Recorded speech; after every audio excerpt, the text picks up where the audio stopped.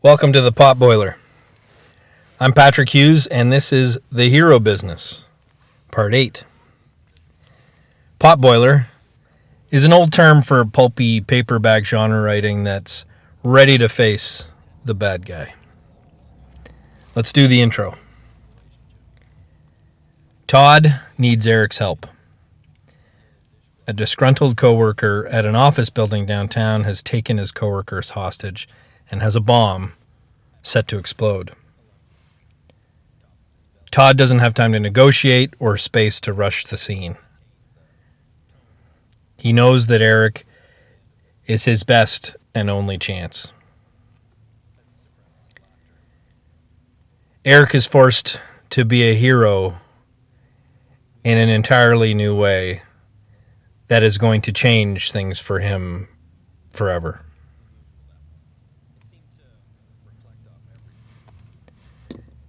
The episodes of this story will be offered with no embedded commercial interruptions. Visit patrickhughes.ca for links to me and to my other projects. And please stick around after the story for some very light business. The Hero Business features excerpts from my novel, The Valiant Unheroic, available for order on my website. Eric Verrity rocks.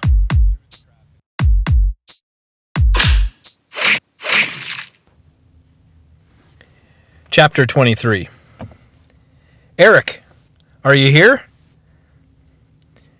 Eric was pleased that Todd seemed to now feel comfortable enough to enter without knocking when he visited. The intensity in Todd's voice was new to this new relationship. Eric quickly appeared from the kitchen. His yellow dish gloves were covered with sliding mounds of bubbles, and his apron had a wet strip along the top of his belly. The sight made it hard for Todd to maintain the tone that the moment demanded. He caught his breath as he suppressed his laughter. There's a situation downtown. We need you, Eric. The sun seemed brighter than usual that morning. It seemed to reflect off everything. It came at him from all directions, bouncing off cars, windows, people. Even the solemn brick buildings seemed to shine. The whole day seemed kind of overwhelming. Todd maneuvered his car far faster than Eric could believe was within the limits of safe defensive driving. He weaved and jerked his way through the traffic in a way that earned jeers and angry glares from everyone around him. He thrust his vehicle forward like a weapon, parrying and jousting, while his face stayed completely straight. Eric had never driven a car and rarely needed to be taxied as part of his lifestyle, leaving his frame of reference on driving tactics and ethics rather limited. He resolved to sit quietly and resist commenting as Todd's foot stomped the two pedals through the floor. Todd, I've been wanting to ask you something. He still hadn't had the chance to talk to anyone about Megan Schultz. He needed someone to help him with his level of responsibility. Her face still hung horrified in his mind. Eric misunderstood that Maynard couldn't divert his attention from the lab work the week before, though he probably should have. He expected Molly's opinion to be biased in his favor, so Todd was left as the one who'd have to tell him how to feel. It's about Megan Schultz. She's the girl who got killed that night. Do you think Eric, we can't talk about that now. Todd shook his head with a somewhat mocking chuckle. Don't you want to know where we're going? I guess so. Yes. There's a hostage situation in an office building downtown. Eric marveled at Todd's growing mixture of stress and excitement. He spoke with regret and disdain as he described the situation, but was energized by it. Like somehow he needed such things to happen. It's a stockbroker or something. The guy's wired himself with a bomb that's got 1 hour left on its clock. He's got about 20 of his coworkers stuffed into a room that's right on the building's main support beams. He doesn't know it, and he won't listen to us. He thinks we're trying to play with him. It's bad enough he won't negotiate, but if that bomb goes off, he could do more than just kill his hostages. The entire building could collapse. This could be a huge disaster. I'm talking hundreds of lives. He's already killed one security guard, and he's cut off communication with us. Eric stared out the window at oblivious strangers on the street. The real problem, Eric, is that he hasn't once asked for ransom. He has no demands. He wants to die and take these people with him. Crowds had already started to gather around the roadblocks and police cars that had been positioned on the street outside the glass tower. Todd screeched the car to a halt at the first policeman directing traffic. The car was waved through, and they parked next to a black van that had no windows. The anxiety around him rocked through Eric's body as he exited the car. A young woman and an older, heavyset man wearing similar dull-colored suits rushed from the van over to Todd. Any contact? No, he won't say a word. The hostages?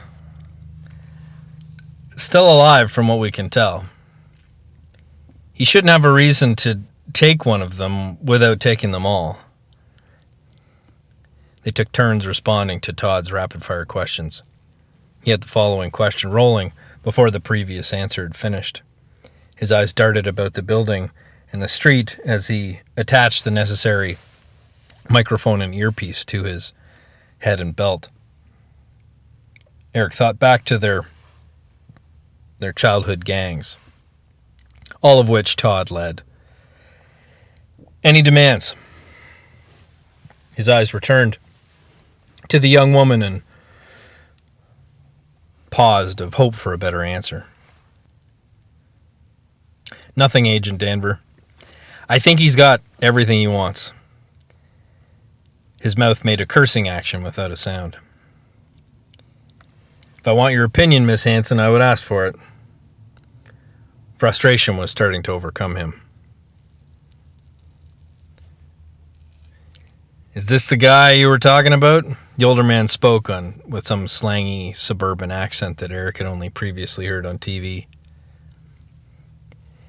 Yeah, Eric, this is Agents Janet Hansen and Dan Pudria. Guys, this is Eric Verrity. So you're the guy everyone's talking about. He didn't look like much.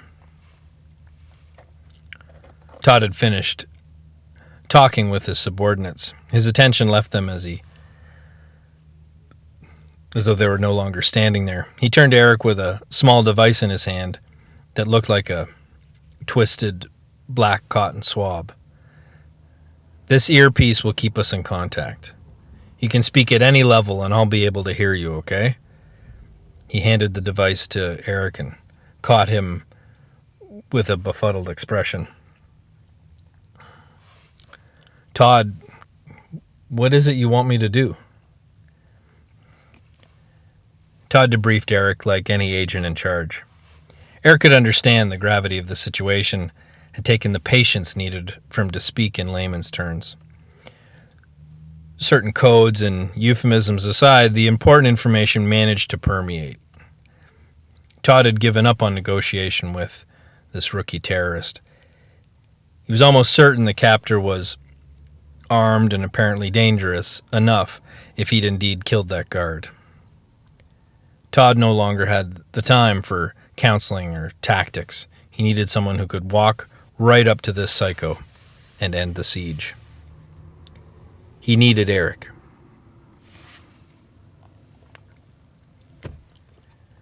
Seymour Guffman was a middle-level cog in an overgrown impersonal machine. He was a claims adjuster with National Life, one of the country's leading insurance companies. His job and his life had become tasteless and utterly unsatisfying. The 5-foot walls of gray fabric that surrounded him weren't closing in, stifling or corrupting his pure virtues. They were doing nothing. They were just gray, petrified doors that once led to opportunity. For years he'd wished that the National Life Corporation were one of those evil places that were profiled on the TV news, that he'd stumbled onto some diabolical corporate conspiracy, or that perhaps someone else would bring a gun into work. At least then the cubicle surrounding him might gain some flavor. He'd then have something to talk about with his faceless coworkers to break up the excruciating monotony. Seymour couldn't remember when he'd lost his way. Seemed like his last significant memory was finishing college. Those images reminded him of a young man with unlimited promise and now just wasted potential. The cloud-scraping office building that was once the temple of his predestined success had become a looming shrine to his anonymity. His 41st birthday had passed 2 weeks before, and with no wife and no children and no close friends to speak of, it passed without notice. His best years were behind him, and he'd come to the decision that no more would lie ahead. He couldn't take another day of not being noticed. He knew this way he would not be forgotten. Eric, can you hear me through the earpiece? Testing. Yes, I can hear you. Eric kept adjusting the tiny headset that refused to sit comfortably in his ear. Good. Stop playing with it. Okay, listen up. Guffman has everyone in the main security room on the 10th floor. He can see just about everything going in and around the building, so we have to be careful. There's an entrance on the roof that isn't joined through the closed camera circuit. We'll fly you up in the chopper to the roof, and Tony here will enter with you. He'll take you to the freight elevator shaft, get you into a harness, and belay you to the bottom of the shaft. I'll talk you through the rest. Do you understand? Yes.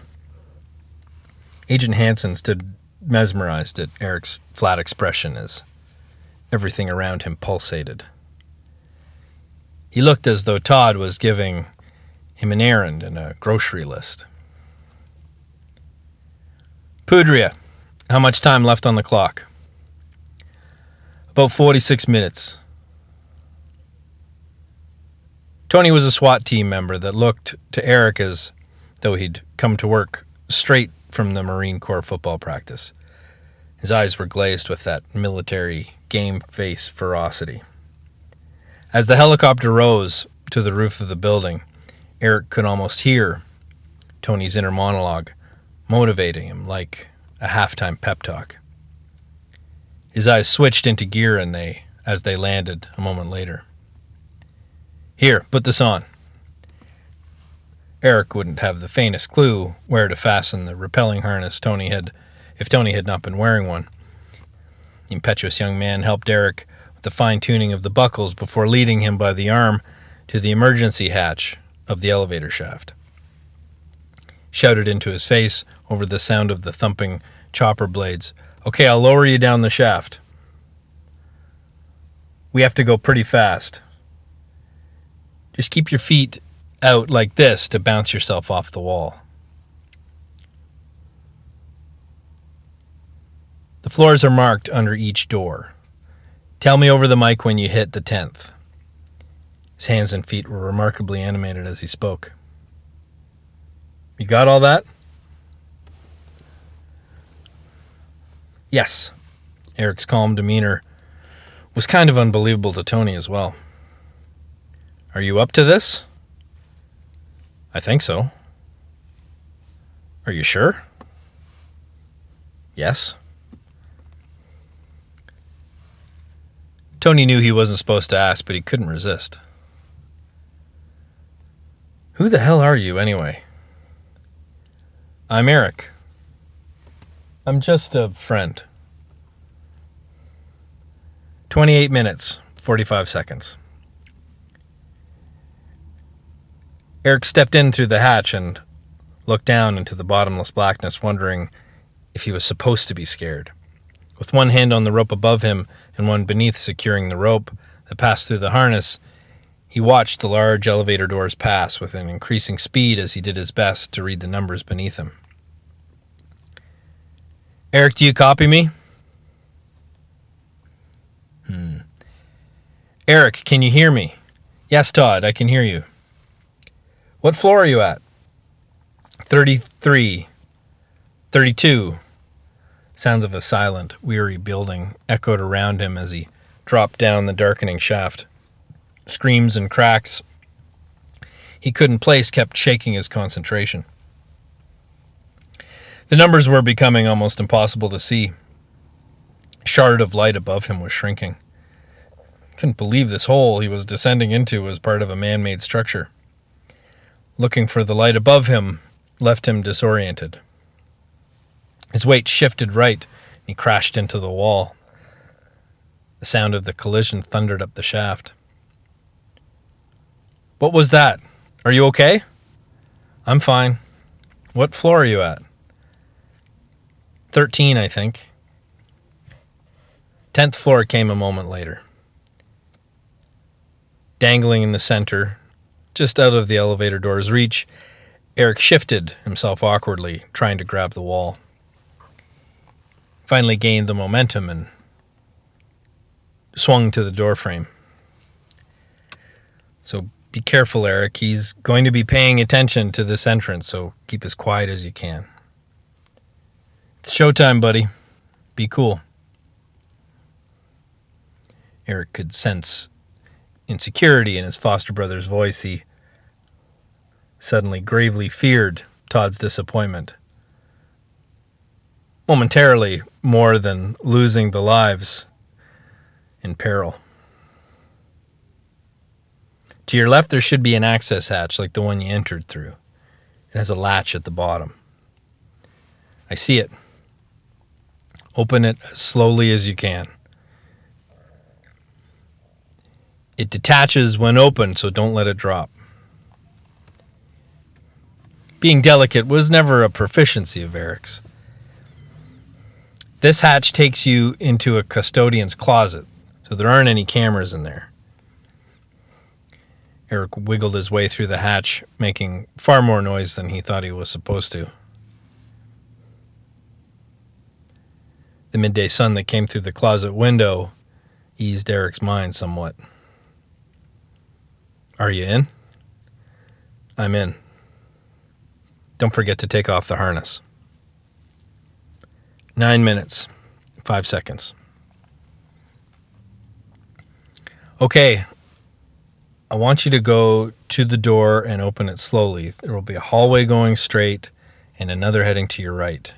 To the right, around the corner to the left, is the main security room where the hostages are being held. Straight in front of you, at the end of the door, is the door to the conference room. On the right and down the hall is the main elevator. The security cameras in this hall face the elevator, so you want to stay close to the left wall, head straight for the conference room. Do you see what I'm talking about? Yes. There's a rotating camera down the hall to the right at the corner. You'll have to move quickly from the door to get past that hallway. Let me know when you get there. Todd's words were filling Eric's head. The The fluorescent lights in the ceiling had all been disabled, but the large windows let in ample sunlight.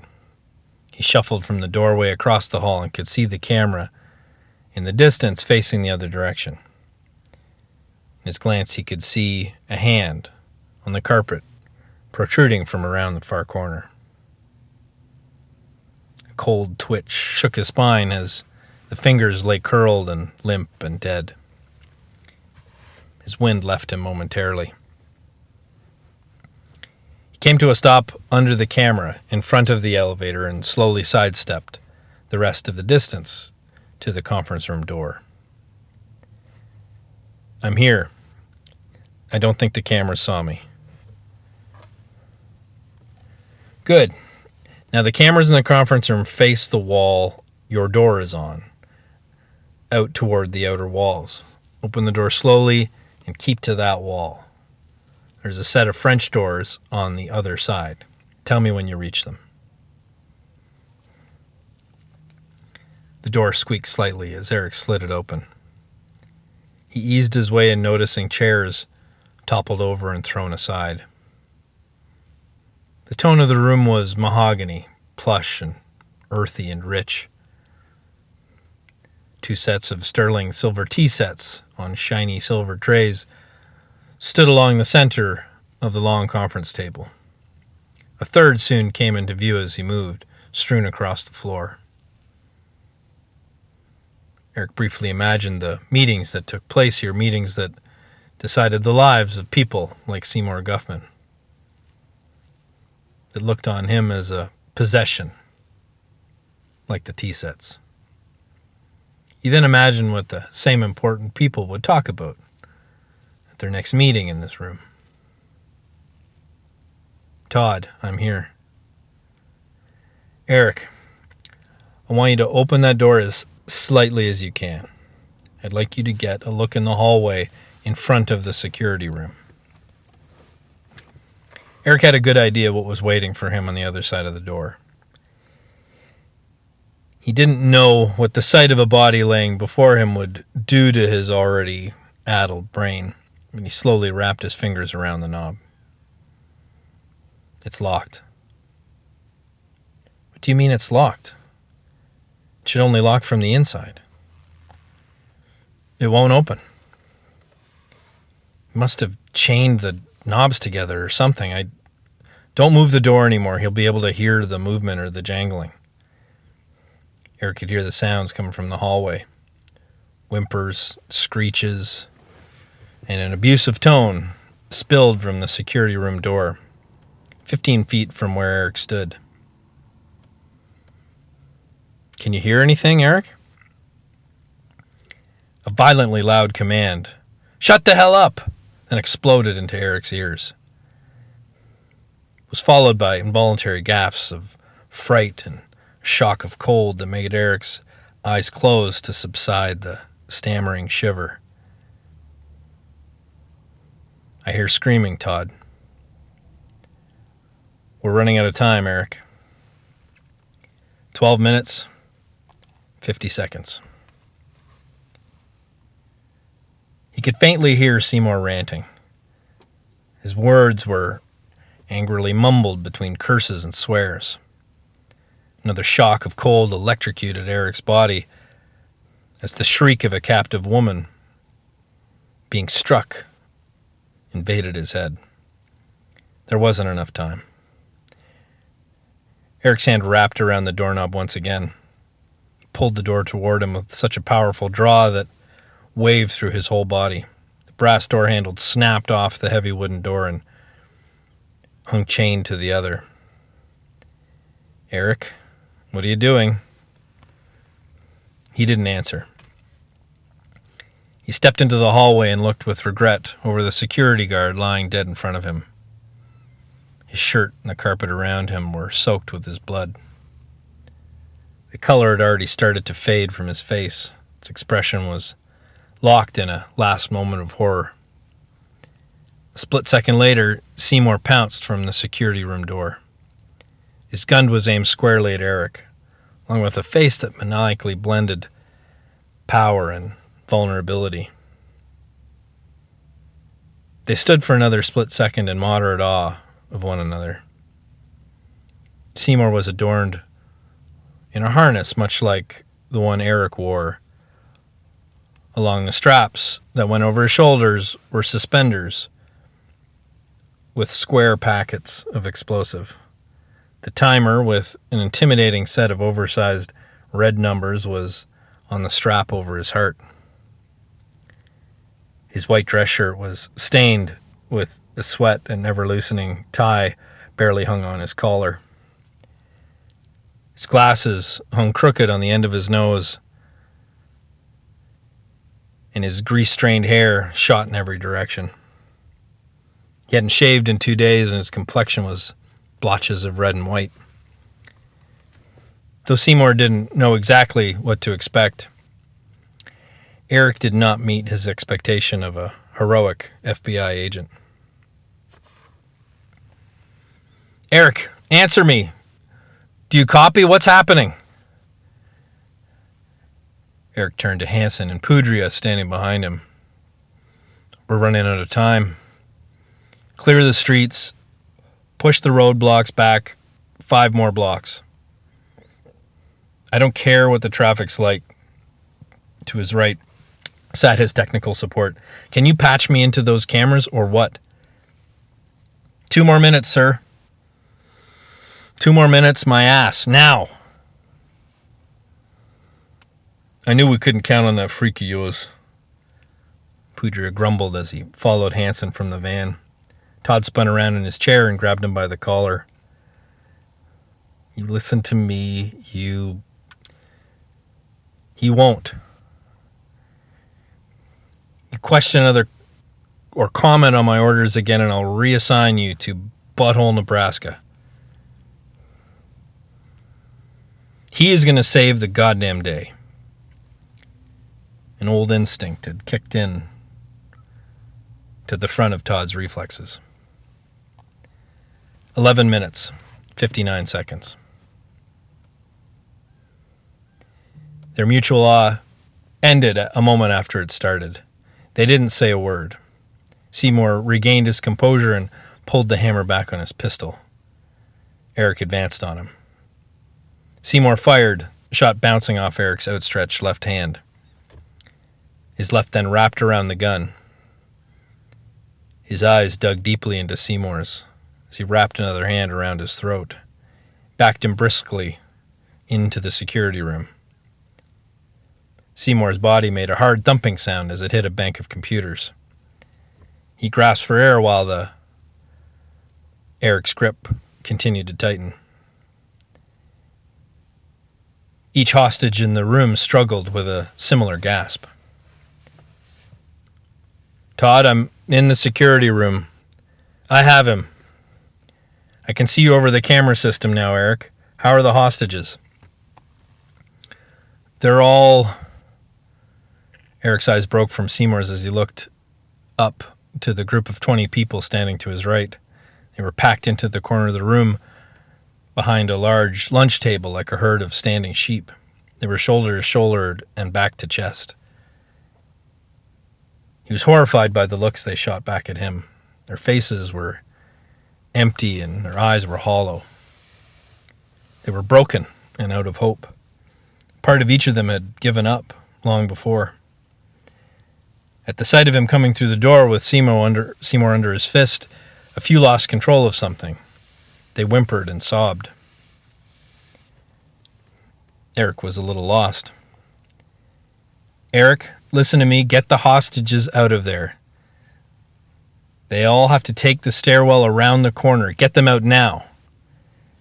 Eric motioned and spoke as slowly as he could, instructing the crowd to leave.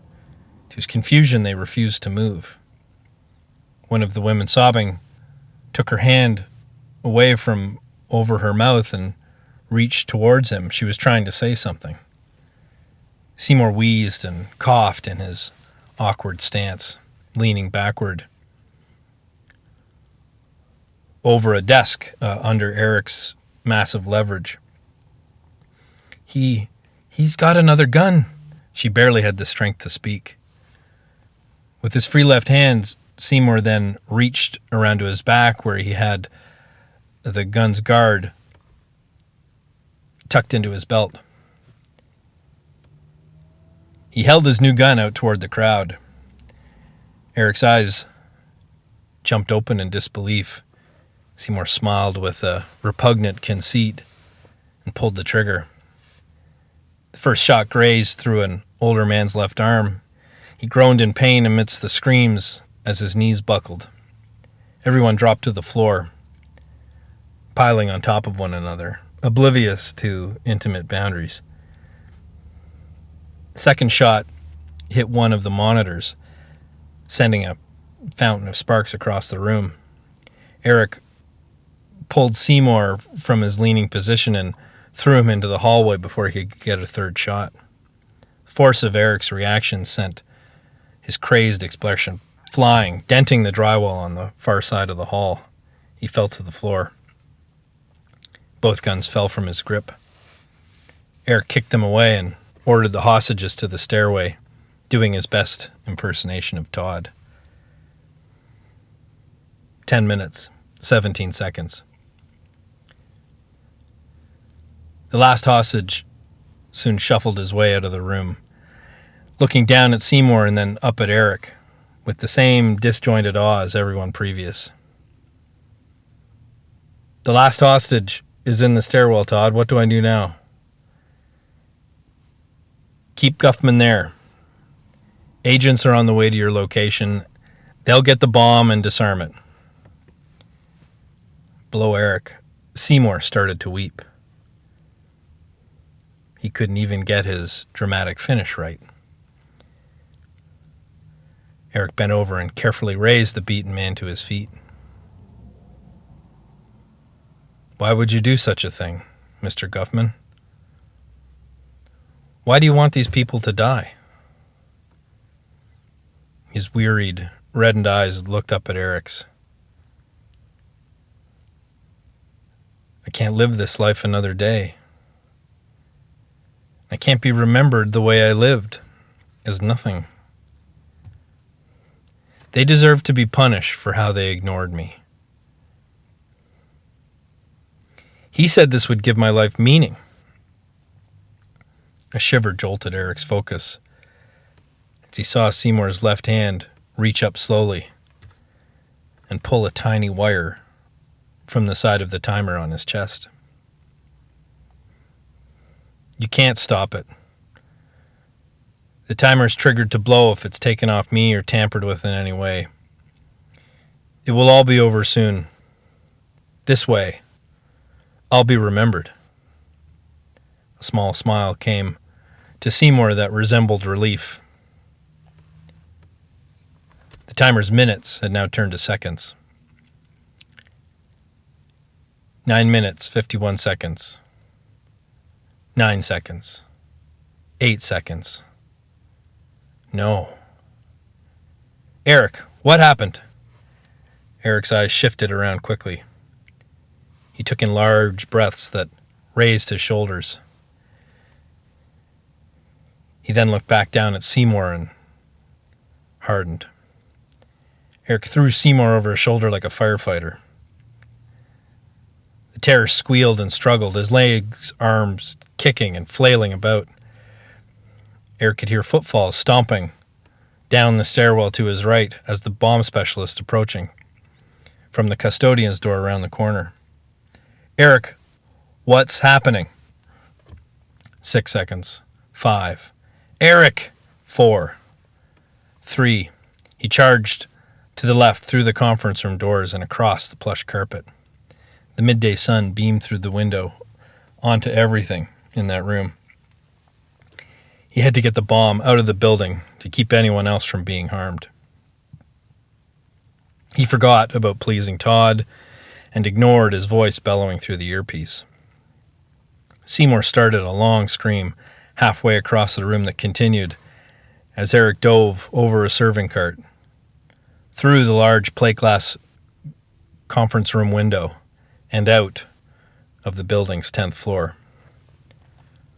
1 second. Massive shards of broken glass falling around him. His adoring crowd in the street below were the last things Seymour would see. 0. Seymour Guffman and his bomb ignited about 7 stories from the street. The explosion was like a celestial nova that lit up the already sun-soaked skyline. A wave of sonic force rattled up the glass and the steel buildings, waving them like silk. It was the kind of thundering sound that holds people in shock for a moment. Onlookers still had to grapple with what their eyes had beheld after the ringing had left their ears. It's the kind of light that burns in your retinas long after it dims. It's the kind of image that no human mind could delete. Eric opened his eyes and gazed around disoriented as people had already started to gather around him. His body was blown downward and into the back of a parked minivan. Its frame had collapsed around him like a metal beanbag. Half of his sweater had been burnt off by the explosion. Mrs. Danver had given it to him for Christmas years before. He struggled to his feet out of the pile of mangled metal and glass as the people surrounding him didn't know whether to help him or fear him. The airborne explosion seriously injured none of the spectators. Suddenly, a voice popped open from the crowd. "Hey, that's Eric Verrity." The group started to bubble and cheer.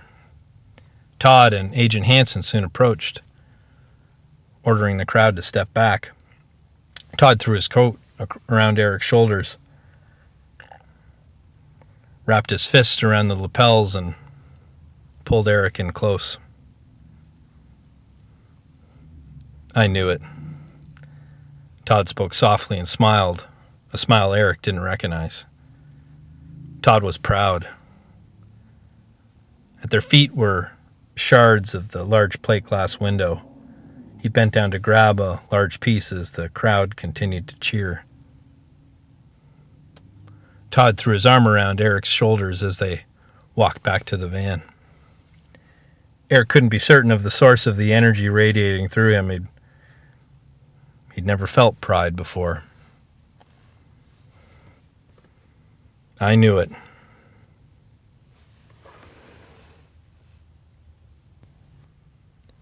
Thank you for listening to Part 8 of The Hero Business. If you like this story so far and you want more, or you feel compelled to throw your support in this direction, the fastest route is through my website, patrickhughes.ca. There you'll find access to my other projects and links to my books and ebooks on various platforms, and a contact me function if you've got any questions or concerns. You can also lend your valuable support by liking and subscribing and sharing on whatever platform you're visiting. It really does make a difference. Please add your voice with a quick click if you like what you hear. And I really hope you do share this. Don't keep any good fiction a secret. Thanks. Take care.